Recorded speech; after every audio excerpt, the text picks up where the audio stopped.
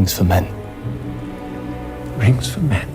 So this week's Rings of Power episode has been making a few waves on Twitter, or should I say ripples. I'm probably not the best person to gauge whether or not something is actually popular on Twitter, because when I see people saying really stupid things, I click the share button and I email it to myself so I can make fun of them on my weekly live stream. And unfortunately, that tells the algorithm that I like what's being said, and it gives me more of it. But anyway, this is what the weirdos are really excited about this week. Amazon Prime really peaked with this scene. Incredible, amazing, show-stopping, spectacular, totally unique, never been done before in fantasy. And what is it that happened that was so groundbreaking? Well, it was this scene from episode 6.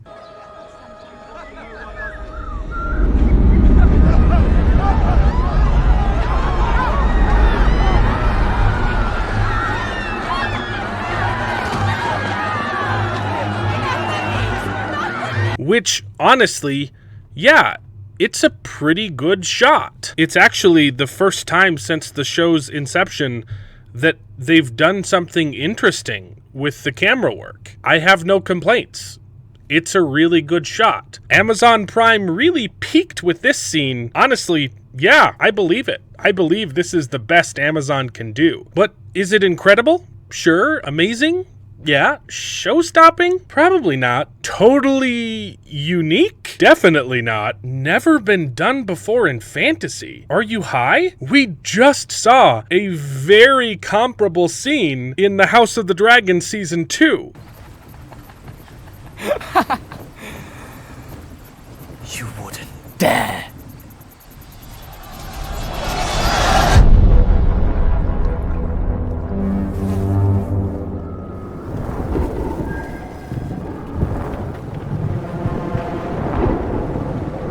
Now, it's not a one-to-one comparison. Rings of Power does it in one steady shot, and House of the Dragon does a smash cut. But it has the same effect, and I'd argue that House of the Dragon does it much better, because it's supposed to be a high-impact shot, and while Rings of Power is busy trying to make Sauron look cool by having him walk away in slow-mo from an explosion without turning back, House of the Dragon uses the content of the scene to speak for itself, which is the high contrast between serenity and chaos. The Rings of Power scene 2 is not even that unique of a shot. It's basically used in every horror movie ever when something not scary is happening and all of a sudden you hear a creepy noise and all of the lights dim and you know something spooky is about to go down. It's the contrast. Like, they also just barely did this in The Acolyte.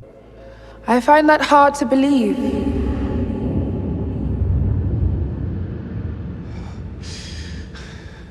It's not that unique. So, well, yeah, it was a good shot. It's absolutely insane to see this kind of discourse from show fans on Twitter. It really illustrates just how brain dead you would have to be to actually enjoy a show like this. It's almost like you would have had to have never seen any other movie ever. That's how low the bar has to be set for a shot like this to be blowing people's minds like it is. And the cherry on top of all of this type of shot isn't even unique to the Lord of the Rings IP.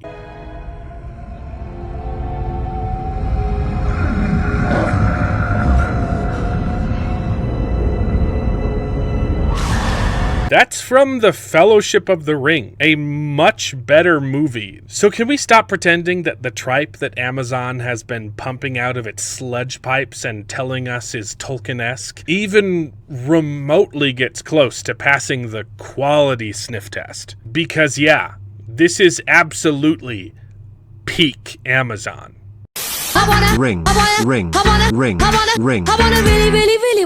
for Men. Well, I hope you enjoyed the video. If it's true, please take a minute to subscribe to the channel, and you can join us along for the ride. And if you pay me, I'll try to be more entertaining, so please consider joining Patreon.